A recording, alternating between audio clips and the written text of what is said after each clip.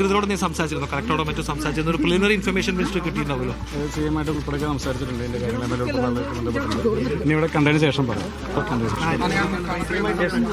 CM ഉൾപ്പെടെയുള്ള ആളുകളൊക്കെ തന്നെ ഒരു വിവരങ്ങൾ ലഭിച്ചിട്ടുണ്ട്, അറിഞ്ഞിട്ടുണ്ട്, സംസാരിച്ചിട്ടുണ്ട്. ഇതിനെ കണ്ടതിന് ശേഷം പറയാം. MLA ഉൾപ്പെടെയുള്ള ആളുകളൊക്കെ തൃശ്ശൂർ ജില്ലയിൽ നിന്നുള്ള മന്ത്രി OJ ജനീഷ്, അദ്ദേഹം ഇന്നാണ് അദ്ദേഹത്തെ സത്യപ്രതിജ്ഞ ഉൾപ്പെടെ കഴിഞ്ഞ് ജില്ലയിൽ എത്തിയത്. രാവിലെ തൃശ്ശൂർ DCCയിൽ എത്തിയതാണ് അദ്ദേഹം. വിവരം അറിഞ്ഞ ഉടൻ തന്നെ അദ്ദേഹം ഇവിടെ എത്തിയിട്ടുണ്ട്. എന്താണ് നിലവിലെ സ്ഥിതി എന്ന കാര്യത്തിൽ കൃത്യമായ പരിശോധനയ്ക്ക് ശേഷം മന്ത്രിയിൽ നിന്നും ഒരു വിശദീകരണം ഉണ്ടാകും എന്നാണ് നമ്മൾ മനസ്സിലാക്കുന്നത്. എന്തായാലും ആന ഇപ്പോഴും ശാന്തനാണ് എന്നുള്ളത് വളരെ ആശ്വാസകരമാണ്.